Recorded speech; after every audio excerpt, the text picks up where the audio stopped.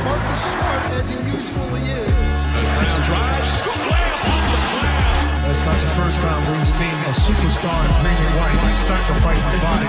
Garnett knocked away.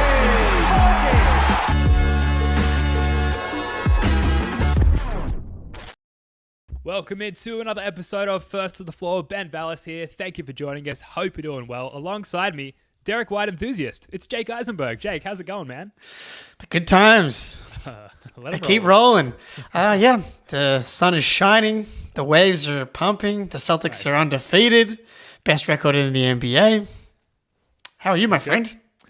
Amazing. I mean, you said it all. Derek White is great. I can't speak for the Waves, having just had ACL surgery and not out there on my surfboard. I'm sorry. For the last 20 years, to be honest. But yeah, life is good when it comes to the Celtics, which is great. So on this pod, whatever new takes have emerged after 3 games, we're going to get to those. Jake and I are going to go take for take, a new format, just back and forth with all the takes that have emerged after 3 games now for the Celtics season. We're going to get to the James Harden trade and how that's probably a good thing for the Sixers and thus a bad thing for us and the Celtics, plus the Pacers game and a whole lot more. But first, a quick recap of the Wizards game. So stats-wise, Celtics, they win, obviously, 127 to 107. A little dicey there the last couple of minutes. I think we're going to get to the bench in a sec. Jaylen Brown, 36 points, 6 boards, 3 steals, and 8 of 13 from 3. Was definitely on track for a little while there to break Marcus Smart's record of 3 points, 3-pointers made in a game, which is 11, I think. Yes. Tatum, 33 points on 67% shooting. Porzingis, 7 of 9 shooting, 15 points, 31 team assists. Jake, before we get more granular, any macro takeaways from this domination of the Wizards? I enjoyed myself. It was nice, I think, after the first 2 games that took... I think we're pretty seasoned at this point after going through the last 2 playoff runs of 7-game series back against the wall. We can handle a couple of close games to start the season. That being said, it was very enjoyable for the game to be pretty much over after the first quarter, maybe even earlier than that, to be honest. The Jordan Poole experience was really fun. I thought, you talk yourself into, because we're kind of used to it, maybe there's a Jordan Poole or a Corey Kispert that goes 8 for 9 for 3 or something, but Jordan Poole did not seem to be taking anything seriously, which is very stupid, very bad idea. The Celtics just absolutely buzzsawed them, and the first half, that's all that really matters. Should we run the clip? Speaking of Jordan Poole, let's run this very quickly. Yes, please. I wonder what Holiday thinks of this matchup. Jordan Poole. I wonder how he goes into it. Seems like he is all about it. Look at this. Holiday wanted to travel there, is pulling it up on the deck. Kuzma, thank you for the aerial display. Macro takeaway, you can't post up Drew Holiday. It cannot be done. You said the Jordan Poole clip, and I was like thinking of several Jordan Poole clips that it could be, and I was like, great choice, because there was the other favorite was like he did this like half spin, pretend like he cared but didn't really care thing when Porzingis was guarding him in isolation, and Porzingis just blocked it, which led to a transition 2 the other way layup. It was like, I understand that no one cares about the Wizards, Jordan, but like you should care. Where people are watching this game. Yeah, you're a professional NBA player getting paid a shitload of money. Come on. You've won a championship for like a notably, a franchise of substance historically and in the league currently. So to carry yourself like that, I don't know. I realize I'm becoming a little bit old man yells at clouds, but you're a professional. Come on, Jordan. Poole. I know. Come on, Jordan. All right, let's get a little bit more granular here. Let's go take for take with Hot Take Jake on all of our thoughts and feelings after 3 games of the regular season. And we're riding the wave, people. We did this after 2 games. We're doing it again after 3 games because that's what we do. Jake, what's the first thing? What's the first take that comes to mind after 3 games up here? Well, look, if you catch a wave and it just keeps standing up and giving you the room to work with, I mean, there's no reason to hop off yet, Ben. I'll go first. Coming into the game, I think we're all like, are the Celtics going to be a team that plays down to competition again? And it's hard to say, obviously, considering it's been 1 game. But obviously, the last time we played the Wizards, the 1 seed was on the line. Porzingis lit us up for 40 points or whatever it was. And we looked like we didn't care at all. They definitely cared. It was like both ends of the court, they were locked in.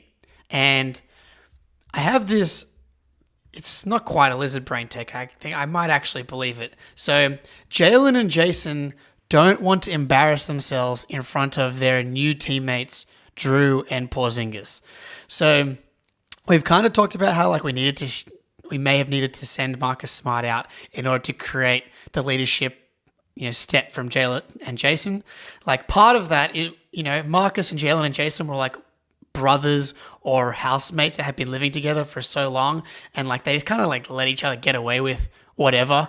And so now you've got these two new housemates that come in, and like you just can't get away with the same. Like you have to kind of impress them. You don't want to like get off on the wrong foot. You can't just leave the dirt, like the dirty dishes in the sink, giving off the appearance that you've actually done some housework. You actually need to keep a high. Maybe it's more like you've moved in with your future wife more so than a girlfriend, someone that you hold in high regard. That is potentially something that I'm looking at right now.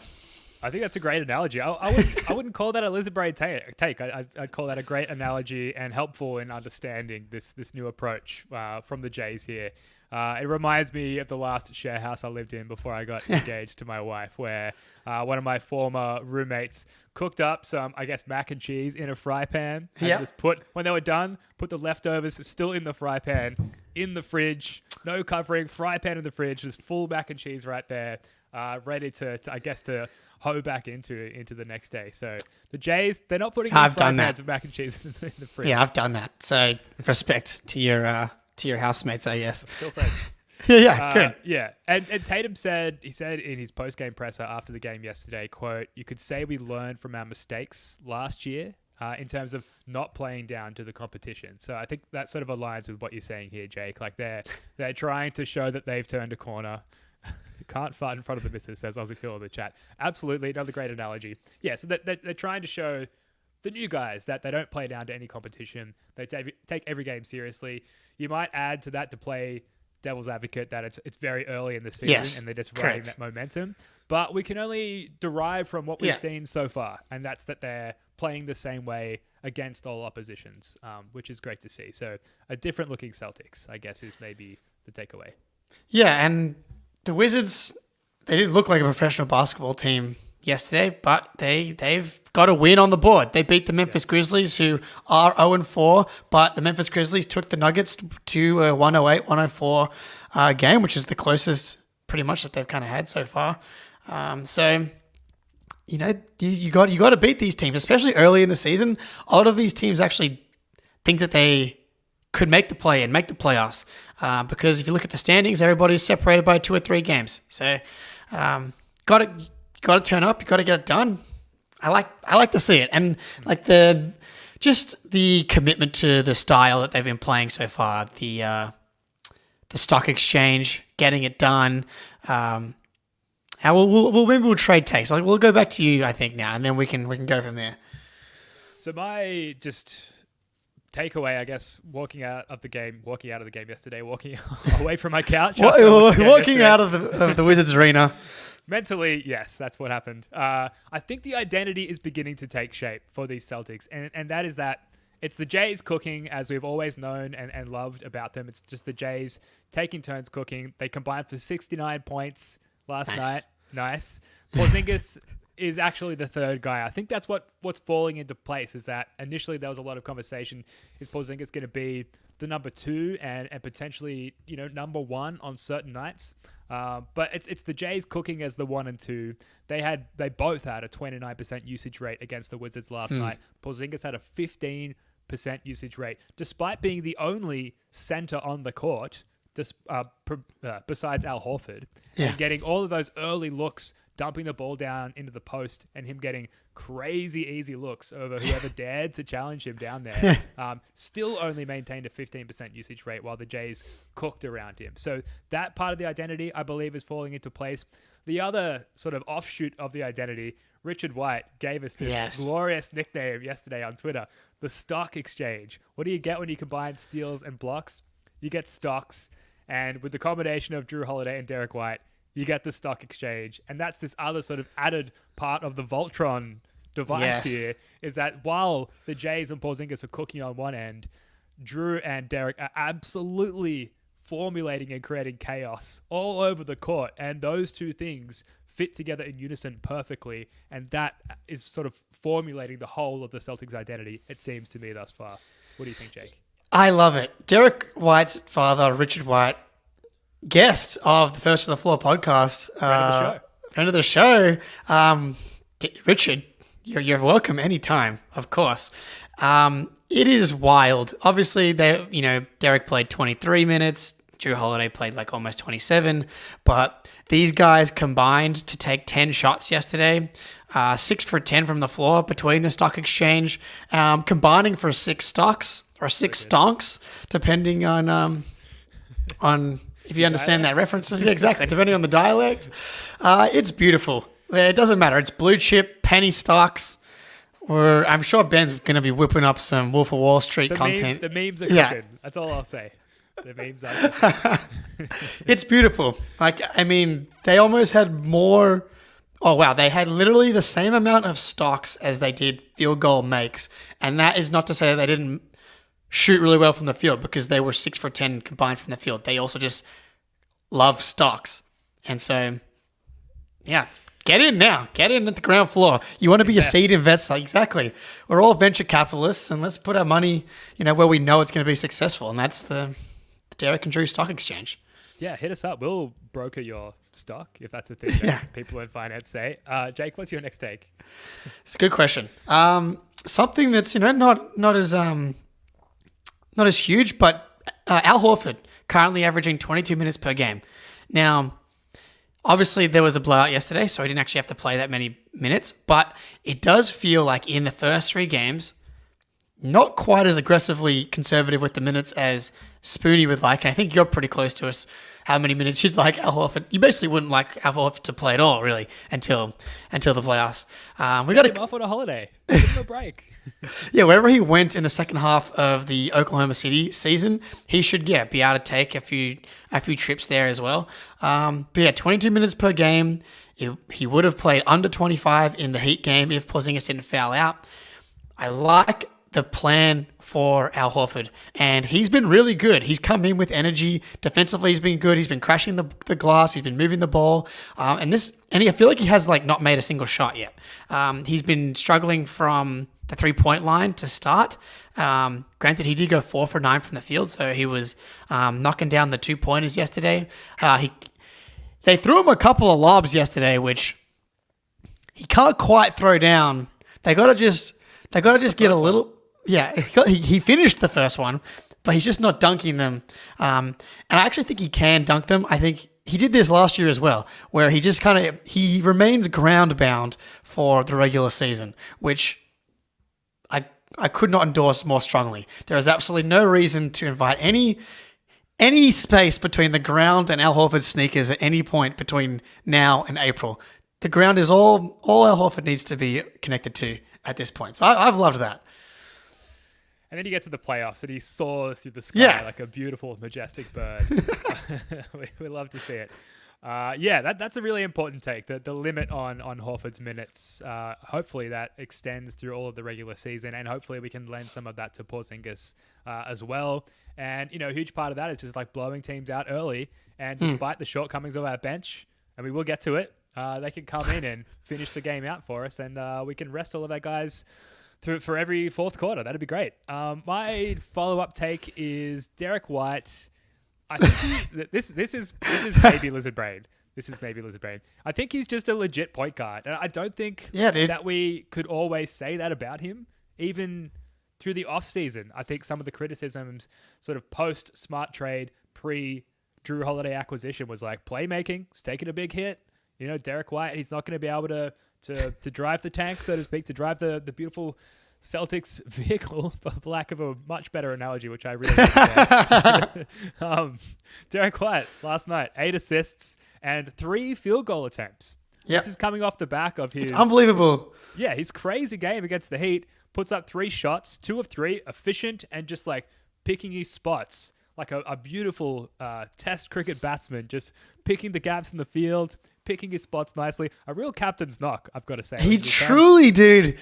This is the Derek White season. We talked so much about Derek. Well, we always talk so much about Derek White because we're humans, and I don't know what you're doing if you're not talking a lot about Derek White, but we talked a lot about him being given the car keys to the Celtics, more or less, obviously with the Marcus Smart trade. And we obviously make the Drew Holiday trade, and we're like, well, maybe we don't quite see the full Derek White empowerment experience. But like, to me, he has been the point guard, and he even said in the post game here, I'm trying to upload it to the StreamYard as quickly as possible, and we're about to play it here.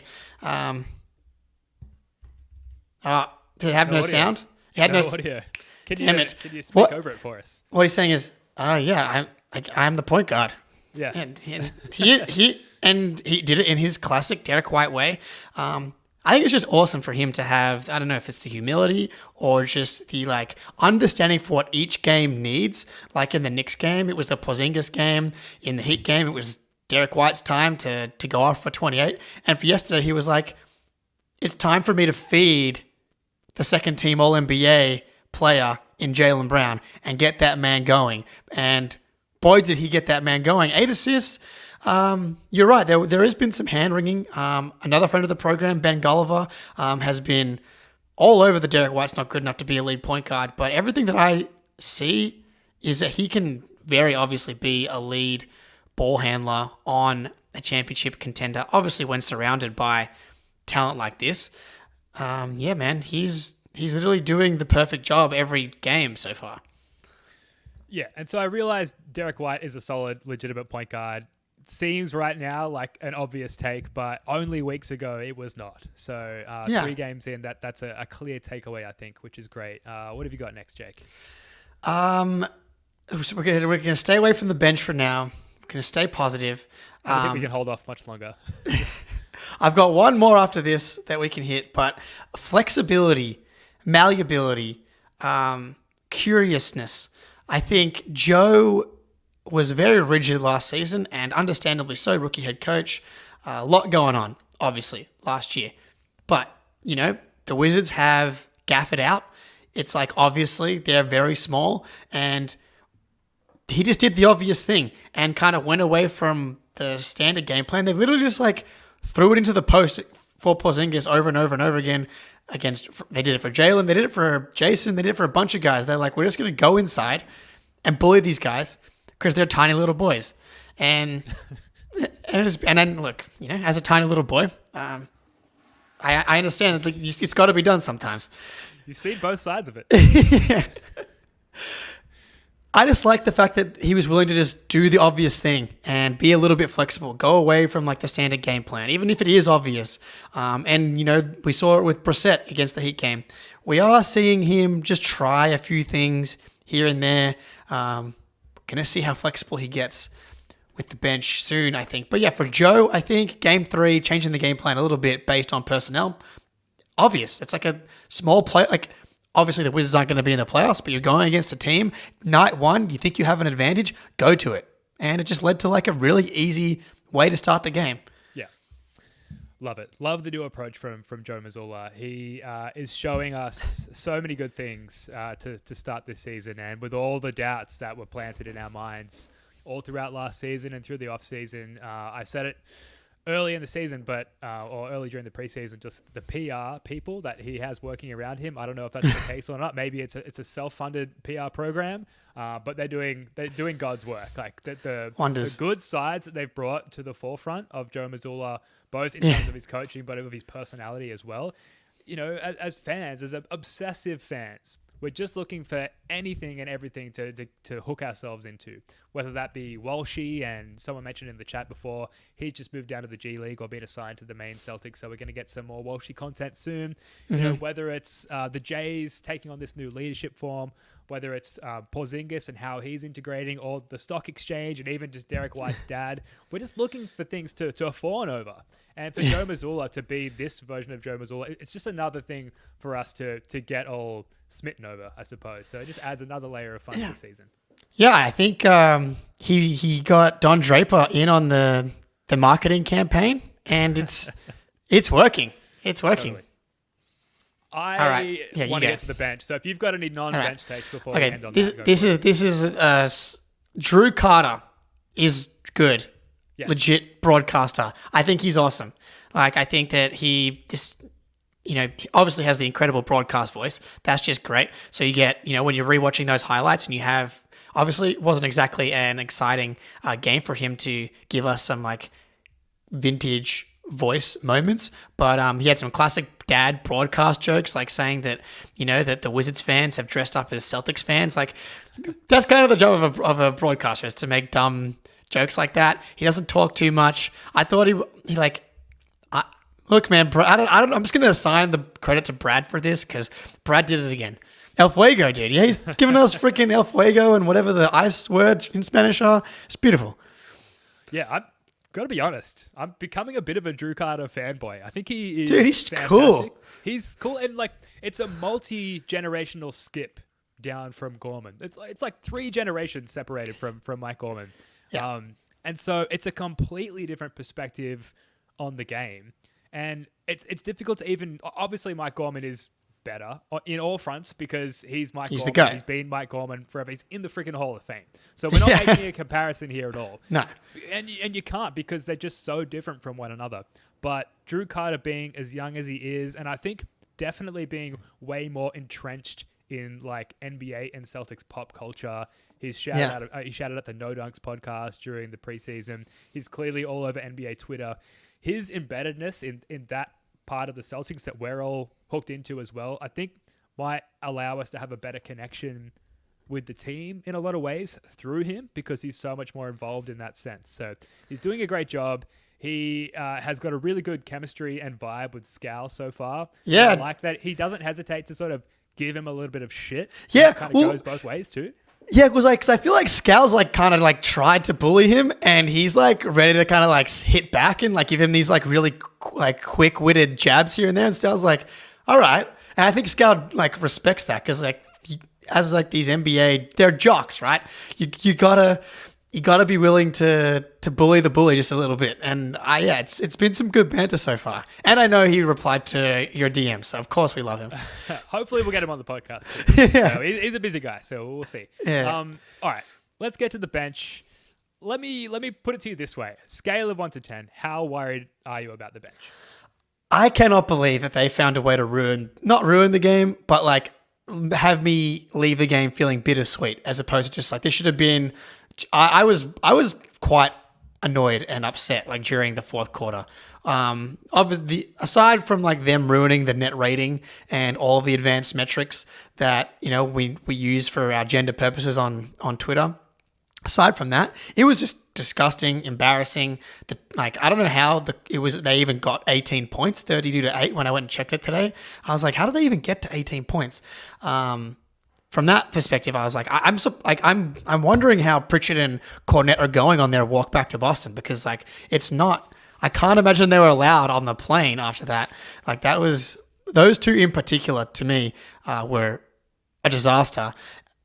Hauser, now as far as like actually being worried, Hauser I'm not worried about at all. The defense and rebounding has been solid, and the shooting will come. I'm not like he literally has 7-year sample size of shooting 40+% every single year on the exact same shot type. He's been a catch and shoot guy for his whole life, basically. That's going to come. He went through a slump last year. This is a good time to get it out of the way. Pritchard, on the other hand, I have concerns about.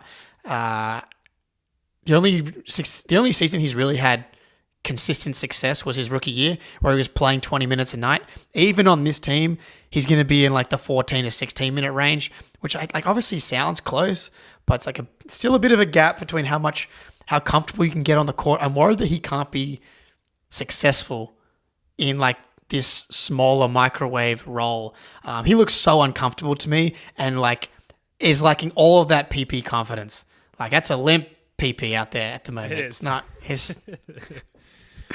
I was going to make a urologist joke.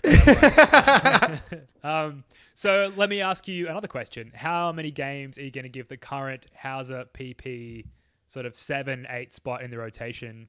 How many games are you giving them if you're Joe Mazzulla before you start to change that up and maybe introduce, I don't know, Lamar Stevens or Svi Mihailovic into that 7-8 spot? Hauser, I'm personally riding with. Because I think that him getting comfortable in this offense and on this team actually could have playoff value, where as Pritchard, I don't really know if he can play in the playoffs past the first round. Like, he's just gonna get hunted. Maybe against Milwaukee, just because their like defense is so bad, he can bomb away from the outside. But Hauser, I think, can actually provide real value in the playoffs. Pritchard has a week, like 3-4 more games before they at least try. To me, Svi right now makes this team better. Like, he's a much better playmaker than Pritchard already. Like, because of his size and athleticism, he's able to turn corners and bend the defense a little bit, coming off screens and stuff in a way that Pritchard, at least right now, hasn't been able to.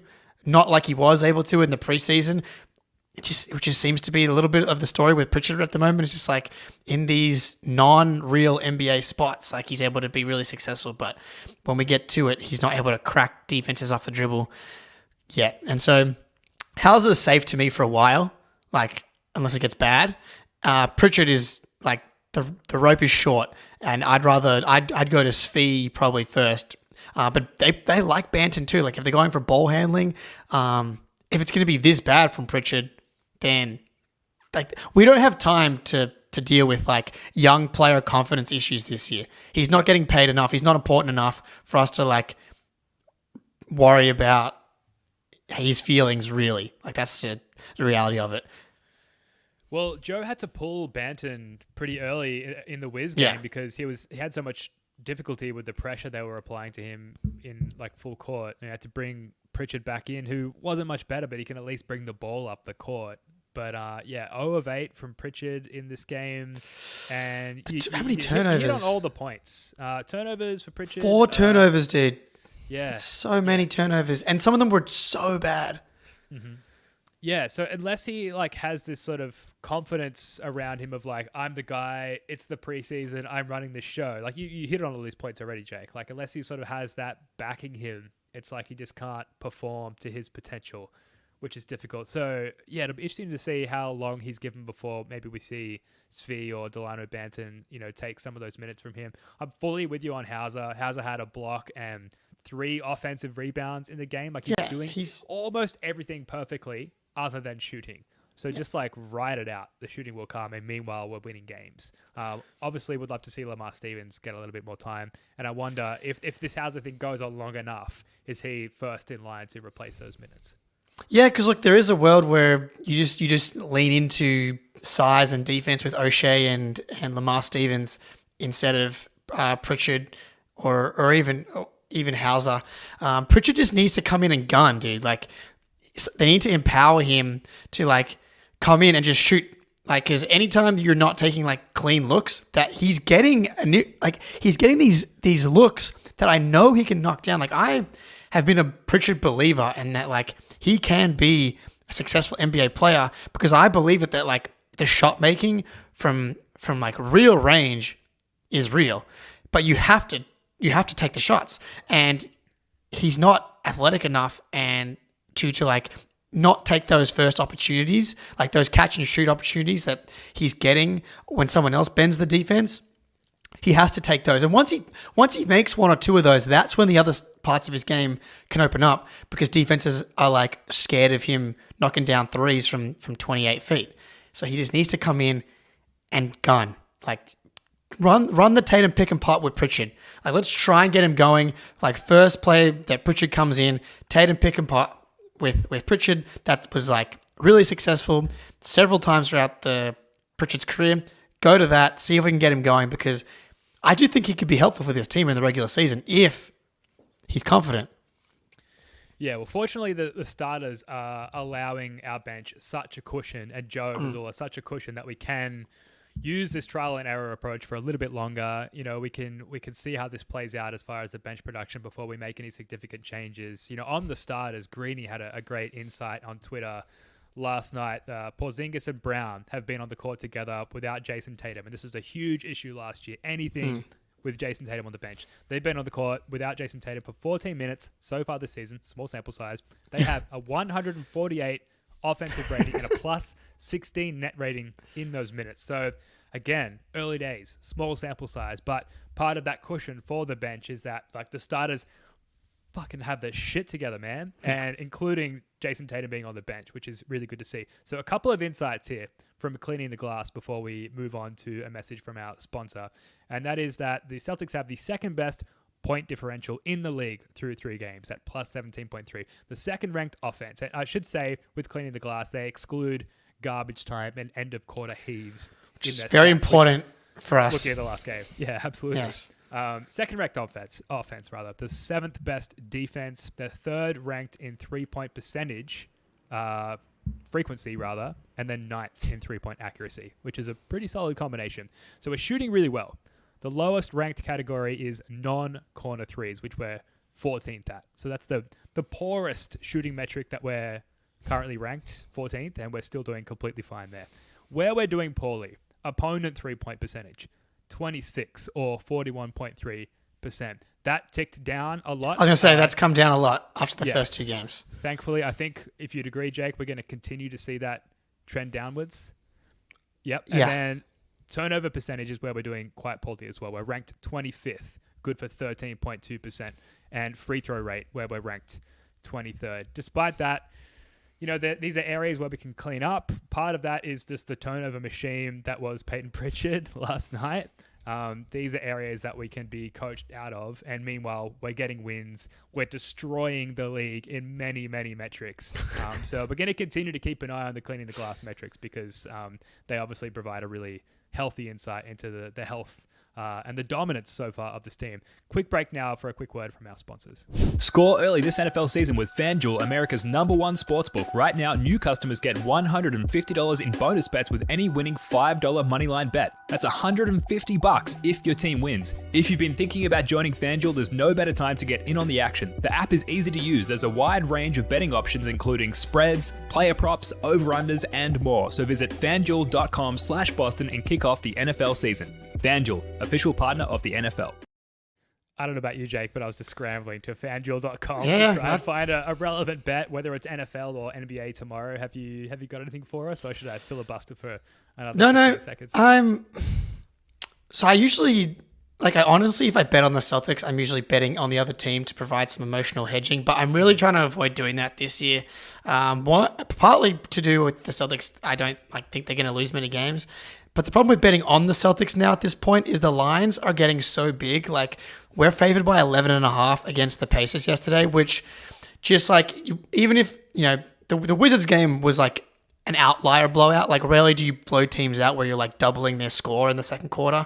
But even if the Celtics are beating the Pacers by 20 tomorrow, there's going to be some garbage. There's always garbage time where they cut it to the 10 range with a minute to go, and it's not actually in doubt, but it's they ruin the cover. So I would stay away from that. I do wonder about the Raptors +5 against the Bucks tomorrow. It could be wish casting a little bit, but the Bucks off defense has been really bad to start the season, and the Raptors offense has been really bad. So I'm wondering if the Raptors offense can kind of get on track against a Bucks defense that's really struggled to start the season. So Raptors +5 tomorrow, I don't hate. Interesting. Well, just folks, keep in mind, if you are going to do it, if you are going to take Hot Take Jake's advice, please gamble responsibly. Let's now move on to something that happened yesterday afternoon our time. Late at night, I think 3 a.m. if you're in the US East Boston area there. The Clippers, they get James Harden in a trade with the Sixers, who get Marcus Morris, Nick Batum, Robert Covington, KJ Martin, a 2026 first via OKC, a 2027 pick swap, and an unprotected 2028 first-round pick, plus 2 second-round picks. A lot to unpack there, Jake, and obviously we want to sort of skew and focus on the impact to the Celtics. Yes, fuck the Sixers. Thoughts on the trade for both sides, and then sort of getting to how this impacts us. God dang it, Ime. His horniness has come back to bite us again. I don't think the Sixers are now going to turn into runaway title contenders or even contenders at all. But the fact that Houston pivoted away from signing James Harden in free agency to Fred VanVleet, when Fred VanVleet has been like awful for the Rockets as well, when James Harden was like borderline an all-star last year. That being said, I wasn't like super in on the Rockets wanting to go after James Harden either, but Ime pulling ownership away from that path meant that the Sixers did not lose him for nothing, which this return is really good in my opinion, considering the circumstances of whoever trades for James Harden cannot extend him because he signed a 1-year deal. So he's a free agent at the end of the season, no matter what. And knowing James Harden, that could mean literally anything. He's 33 years old. We know all about all the flameouts in the playoffs. The fact that we're able to get like a Clippers 2028 first round pick, that's a tier 1 draft asset. Yeah. Like, right? Yep. And so Fully. This return is really good. And now they've got a shitload of expiring contracts that they could potentially package for one of Zach LaVine, Pascal Siakam, Brandon Ingram. There's a bunch of guys you don't know who's going to become available. Larry Markkinen, depending on what Danny Ainge wants to do. Marcus Smart could be someone they go after, like with the Grizzlies sliding, which would be just so disastrous emotionally. And the perfect kind of player to pair with Maxey, which then leads them to the offseason where they have max cap space. The Sixers kind of got away with it here. We and everybody were burying them, pouring dirt on them in the offseason because everything was going so badly. And like they've salvaged this as well as they possibly could have, which is obviously the opposite of what we would have liked to see. I don't see them becoming a contender, but like there's a world where they trade for Siakam, they re-sign him, and then they use like the $30-40 million in cap space to just fill out the roster. Maxey looks like he's taken like a legitimate all-star leap, and Joel Embiid is still like a top 7 to 10 top 10 player.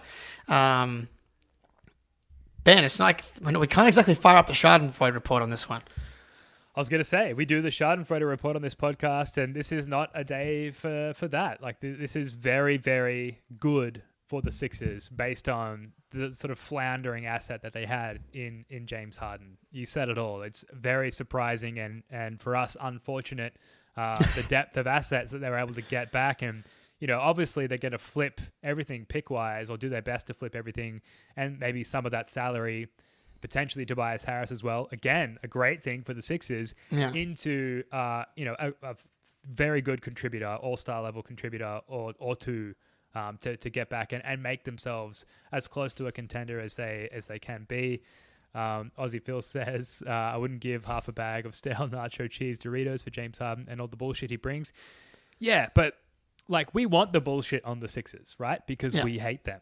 And now they've gotten rid of the bullshit and they brought in some usable, tangible, and in some cases movable assets. So there's a long list of players you touched on. I think most of them, Jake, as far as like who they might look to acquire. I think fortunately in the short term, it's too early in the season where any potential trade suitor is in blow it up status or territory. Zach LaVine seems to be the name that's coming up the most on Twitter and everywhere you look as far as who they might acquire, and positionally that makes a lot of sense for the Sixers. Marcus Smart, if that happens, we might have to bring back the group therapy episodes that we had back in 2019 during that season when we needed them, because I will not be able to reconcile with that at all. So let's just leave that because we can't live in a world where that's a possibility. Where if you had to guess based on who might be willing to make a trade with the Sixers, maybe halfway down the road here in terms of the regular season and what the Sixers are looking for, if you had to guess, what's the most likely trade that they'll make? I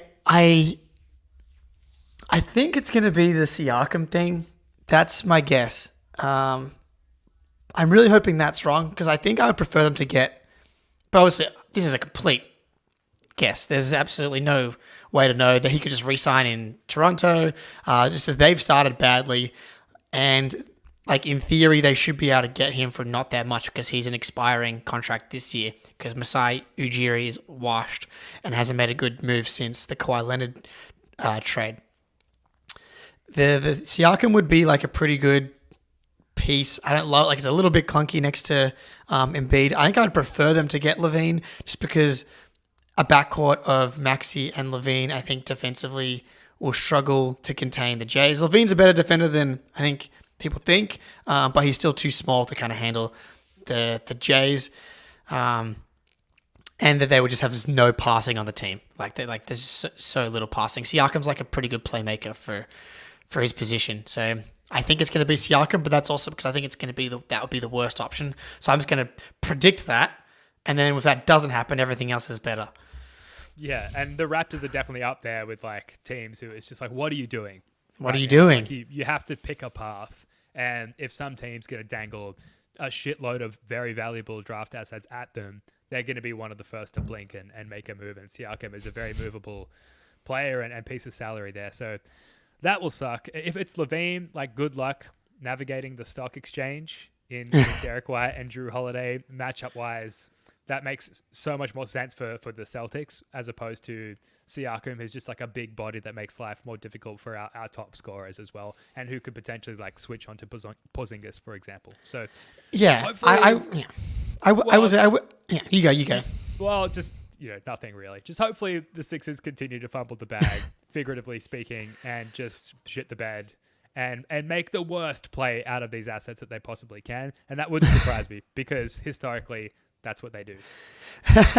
And look, they still have Joel Embiid as their he decides the fate of them in the playoffs. They probably ironically, they probably still end up a 4 seed or a 3 seed and losing to the Celtics in the second round again. Like that, honestly, is probably one of the more likely scenarios because the Eastern Conference after the Celtics and in theory the Bucks is not that good. The Sixers have looked really good to start anyway. Embiid's are great in the regular season. Maxey's been good. They've got the depth now till they make a trade anyway. They're going to be a top 4 seed. I'd be shocked if they're not a top 4 seed. The Celtics are going to be a 1 or a 2 seed. Just lines up again for the Sixers in the second round, which is just a matchup that we're obviously comfortable with.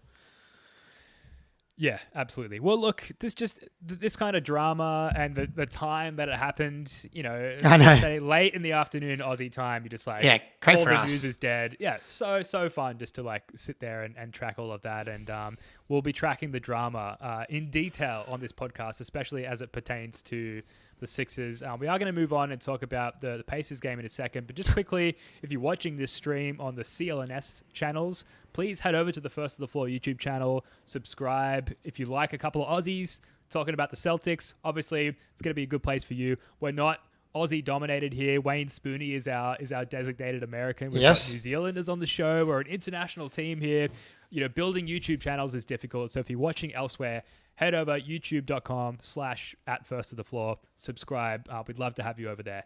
The Pacers game, Jake. Bobby Manning had this tweet yesterday, or earlier today rather, that the Celtics could be facing a short-handed Pacers team tomorrow.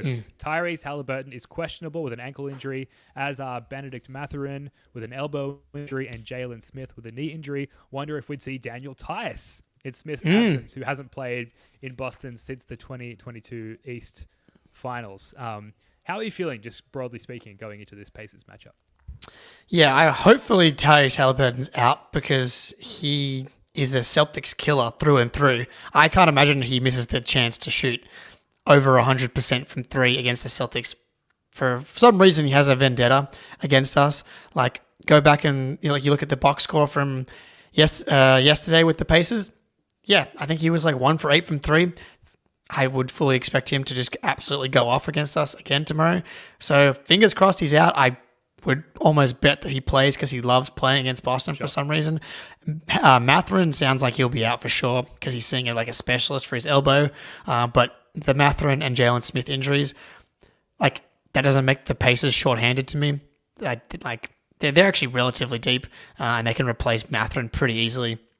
When we had Caitlin Cooper on talking about that position specifically, the 2 guy, they got a bunch of him. Just fingers crossed that Halliburton takes a night off just because I prefer to have a nice, easy win.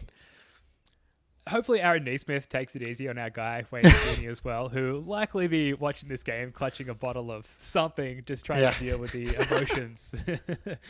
So shout out to our guy, Wayne Spooney there. Per cleaning the glass, again, the Indiana Pacers, they've got the 6th best point differential, 13th best defense. They're 3rd in the East as of right now. They're nothing to shake a stick at. They're a good team. They're well coached. They've won on the road already. But, this will be the Celtics' second home game only so far this season. And I'm looking forward to seeing more action in the TD Garden there. Gorman back on the call. And, obviously, we talked about the line earlier on FanDuel, 11.5. Like, the Celtics are heavily favored in this game. We talked about the identity and how they're not playing down to subpar teams, despite the Pacers being 3rd in the East. This should be, I don't want to say an easy win because they're going to need to get up for it. But, like, the Celtics should handle this, I think, all in all. Oh, yeah, there's a reason that the Pacers are plus 460 to actually win the game. Look, it's still early in the season. They should have very, very bad memories of what the Pacers did to them last season. So they should not be taking this team lightly at all. I think Halliburton has that reputation around the league at this point where he is that good, where you have to really respect what he's able to do. Like, he's just one of my favorite players to watch. So from that perspective, I kind of hope that he plays.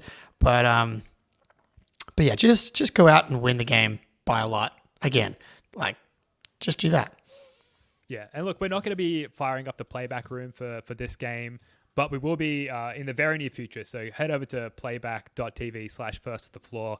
Subscribe to our room there. It's free. You just log in with your league pass, your cable subscription, and you can join us for live watch parties to watch Celtics games there, which, like I said, we're going to be doing time and time again throughout the regular season. Now, to wrap up here, Jake, and this is a segment that I have not prepared particularly well at all.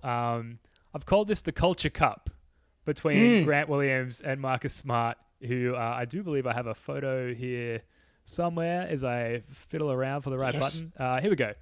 Grant and Marcus, they matched up for the first time on different teams yesterday. Grant did come away with the victory. I guess, I don't know why I put this on the run sheet, Jake. I just wanted to see how you feel about like seeing really the two cultural figureheads for the team last year, the two loudest voices on the team last year. How did you feel seeing them go head to head? And I guess I wanted to talk about like Marcus Smart's kind of losing and lackluster start to the season thus far.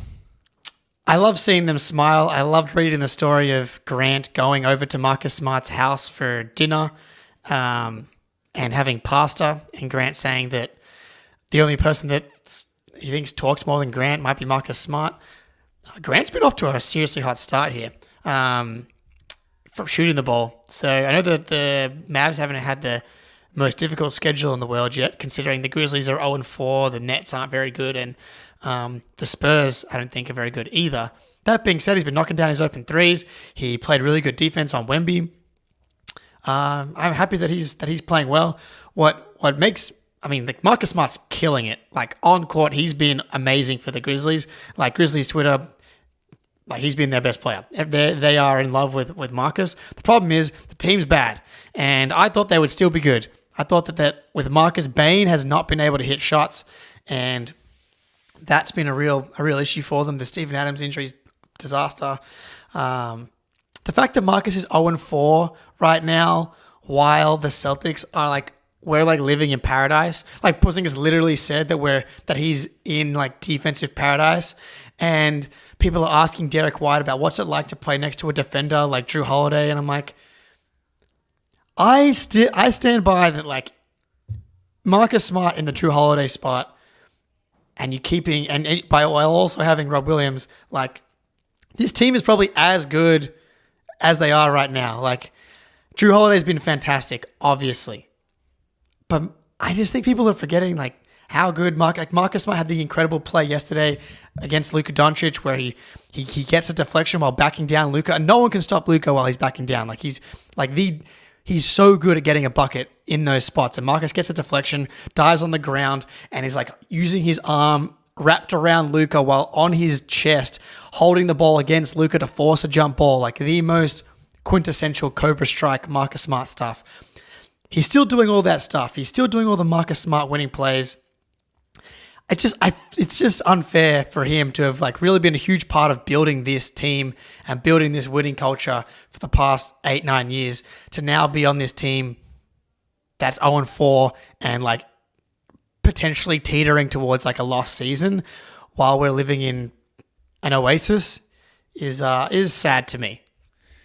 Yeah, and yet despite all of that, with how good we have looked on the court through 3 games so far, can you tell me honestly, like how many times have you thought about Marcus Smart or Grant Williams while watching Celtics games this year? I've thought about them 0 times.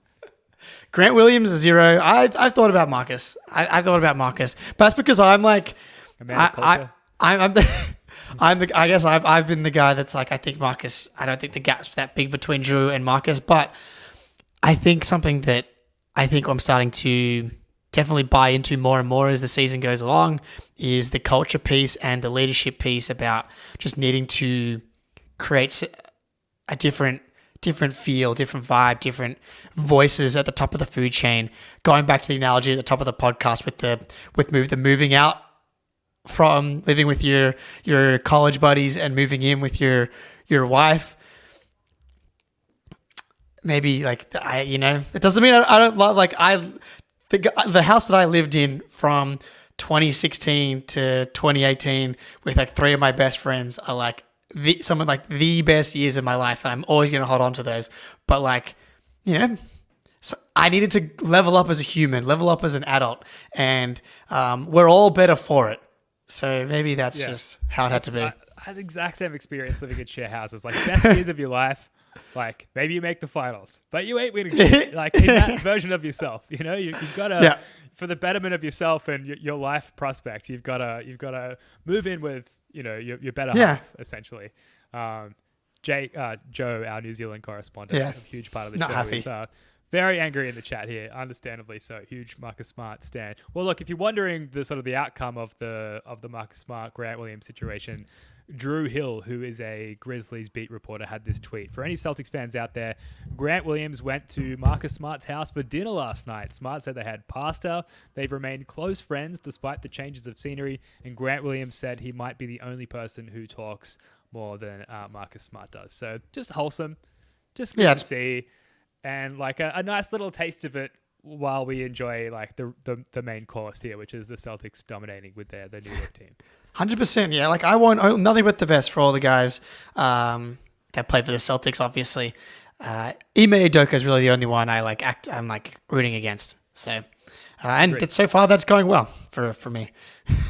Yeah, man. Rockets at Celtics, the first or only iteration of that we get this regular season. Yeah, that'll be fun. It'll be very, very interesting. Look, we are going to wrap up here just quickly. Tomorrow, after the Pacers game, we've got the first installment of Celtics Late Night on the CLNS channels, on the First of the Floor channel here, where after the Garden Report, we continue the vibes, we continue the show. You move straight over to the Celtics Late Night studio. We've got Luke Cornett coming out, introducing the show, doing his monologue, introducing the fellas here. And, we're uniquely positioned to do this because what's late night for you guys in the Boston area, it's early afternoon here for us in Australia, so we're going to keep it rolling after the Garden Report there. So make sure you subscribe to CLNS or First of the Floor or both for that. We're looking forward to that. That's going to do it for this one. Thank you so much for joining us. We'll be back again Thursday night with Eric Weiss from Sports Aptitude and Lucio Sports, one of the most intelligent Celtics fans I've ever known or met. So looking forward to having Eric Weiss. Jake, love your work, mate. Until next time, go Celtics. I love the Celtics!